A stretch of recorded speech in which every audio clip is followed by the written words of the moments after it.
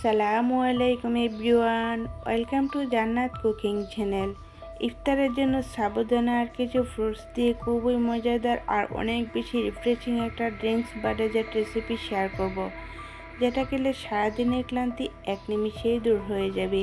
আর এই সাবুদানা ডেজার্টটি শুধু রিফ্রেশিং না, এটা অনেক বেশি মজা এবং অনেক বেশি হেলদিও। আশা করছি রেসিপিটি সকলের কাছে খুবই ভালো লাগবে এবং অনেক বেশি সহজও লাগবে। ড্রিঙ্কস বা ডেজার্টে তৈরি করে নেওয়ার জন্য আমি একটা জেলও তৈরি করে নেব। চুলায় একটি প্যান বসিয়ে দিয়েছি 1 কাপ পানি, দিয়ে দিচ্ছি 1 চা চামচ আগার আগার পাউডার। এখন দিয়ে দিচ্ছি 1/2 চা চামচ ফ্রুটস কালার। এটা অপশনাল, আপনারা চাইলে অন্য যে কোনো ফ্রুটস কালার অ্যাড করতে পারেন অথবা এটা না দিয়েও তৈরি করে নিতে পারেন। এই আগার আগার পাউডারটা পানির সাথে খুব দ্রুত মিশিয়ে নিতে হবে, না হলে কিন্তু জমাট বেঁধে যাবে। আর চুলার আঁচটা মিডিয়াম টু লোতে রেখে দিয়ে কাজটা করে নিতে হবে। শুধু 1 থেকে 2টা বলক এসে গেলেই কিন্তু হয়ে যাবে। এই তো দেখেন আমার জেলোটা তৈরি হয়ে গিয়েছে। এখন আমি প্যানটা চুলা থেকে নামিয়ে একটা বাটিতে ঢেলে নিচ্ছি। ঢেলে নেওয়ার পর দেখবেন ঠান্ডা হয়ে যাওয়ার পরে খুব সুন্দর করে জেলোটা তৈরি হয়ে যাবে। আপনারা চাইলে ঠান্ডা হওয়ার পর নর্মাল ফ্রিজে 10 মিনিট রেখে দিতে পারেন, তাহলে দেখবেন আরও খুব সুন্দর করে সেট হয়ে যাবে। চুলায় একটি প্যান বসিয়ে দিয়েছি 2 কাপ লিকুইড দুধ। মিষ্টির জন্য দিয়ে দিচ্ছি 1 কাপ চিনি।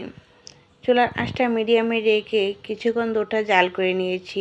আর এই দুধটা দ্রুত ঘন করে নেওয়ার জন্য দিয়েছি 1/2 কাপ পাউডার দুধ। আর এই পাউডার দুধটা দিলে দেখবেন দুধটা খুব দ্রুত ঘন হয়ে যাবে আর খেতেও কিন্তু অনেক বেশি মজার হবে।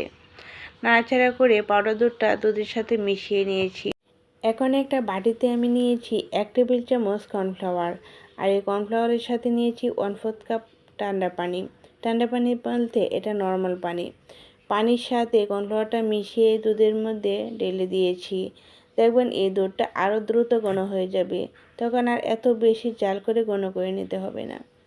2 থেকে 3টা বলক এসে গেলে দুধটা খুব সুন্দর করে ঘন হয়ে যাবে। এই তো দেখেন দুধটা অনেকটাই ঘন হয়ে গিয়েছে। অনবরত নাড়াচাড়া করে নিতে হবে, না হলে নিচ দিয়ে দেখবেন দলা দলা হয়ে যাবে। এখন আমি এই দুধটা এরকম অবস্থায় চুলা থেকে নামিয়ে নেব। ঠান্ডা হয়ে যাওয়ার পর দেখবেন আরও অনেক বেশি ঘন হয়ে যাবে। এখন এই দুধটা আমি সাইড করে রেখে দিয়েছি ঠান্ডা হয়ে যাওয়ার জন্য। আর চুলায় একটি প্যান বসিয়ে দিয়েছি 1/2 কাপ সাবুদানা। পানিটা যখন অনেক বেশি বলক উঠে যাবে তখনই সাবুদানা দিয়ে নাড়াচাড়া করে দিতে হবে, যাতে নিচ দিয়ে বসে না যায়। চুলার আঁচটা অল্পতে রেখে আমি সাবুদানাগুলো ফুটিয়ে নেব। 10 থেকে 15 মিনিট সময় লাগবে। কিছুটা সময় নিয়ে সাবুদানাটা ফুটিয়ে নিতে হবে। এখন আমার সাবুদানাগুলো ফুটে গিয়েছে। চুলা থেকে নামিয়ে আমি একটা স্ট্রেনারে নিয়েছি আর ঠান্ডা পানি দিয়ে ধুয়ে নিয়েছি। অবশ্যই ঠান্ডা পানি অথবা গরম পানি দিয়ে ধুয়ে নিতে হবে, তাহলে দেখবেন সাবুদানার মধ্যে যে আঠালো ভাবটা ওইটা চলে যাবে আর সাবুদানাগুলো অনেক বেশি ঝরঝরা হয়ে যাবে। এখন আমি সাবুদানাটা সাইড করে রেখে দিয়েছি আর এই দিক দিয়ে আমার জেলোটাও তৈরি হয়ে গিয়েছে। আর জেলোটা আমি আমার পছন্দ মতো করে একটা নাইফ দিয়ে কেটে নিচ্ছি। আর দেখেন কত সুন্দরভাবে জমাট বেঁধে গিয়েছে আর এই স্লাইসগুলো কত সুন্দর হয়েছে। আপনারাও তো দেখেই বুঝতে পেরেছেন কত সুন্দরভাবে তৈরি হয়ে গেছে জেলোগুলো। আর এই দিক দিয়ে আমি যে দুধটা তৈরি করে রেখেছিলাম ওই দুধটাও অনেকটাই ঠান্ডা হয়ে গিয়েছে। অবশ্যই দুধটা ঠান্ডা অবস্থায় ডেজার্টটি তৈরি করে নিতে হবে। এখন দেখেন দুধটা কতটা ঘন হয়ে গিয়েছে। যখন দেখবেন দুধটা অনেক বেশি ঘন হয়ে যাবে তখনই মনে করবেন আপনার ডেজার্ট তৈরি করার জন্য আপনার এই দুধটা একেবারে পারফেক্ট আছে। এই অবস্থায় এখানে আমি দিয়ে দিচ্ছি সাবুদানা। সাবুদানাগুলো কিন্তু অনেক বেশি ঠান্ডা অবস্থায় অ্যাড করতে হবে।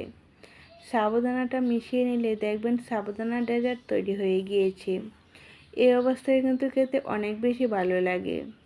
আপনারা চাইলে এভাবেও খেয়ে নিতে পারেন অথবা ফ্রুটস অ্যাড করতে পারেন। ফ্রুটস অ্যাড করা কিন্তু অপশনাল, এটা হাতের কাছে না থাকলে নাও অ্যাড করতে পারেন, কোনো সমস্যা নেই।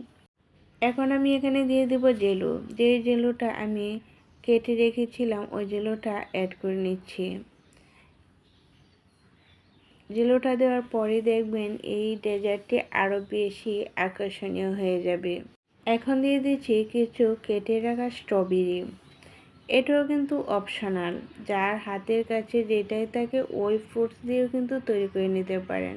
এখন আমি সব কিছুই এই সাবুদানার সাথে মিশিয়ে নিয়েছি, আর এই যে দেখেন কত সুন্দর একটি ডেজার্ট মুহূর্তের মধ্যে তৈরি হয়ে গিয়েছে। আশা করছি সকলের কাছে খুবই ভালো লেগেছে।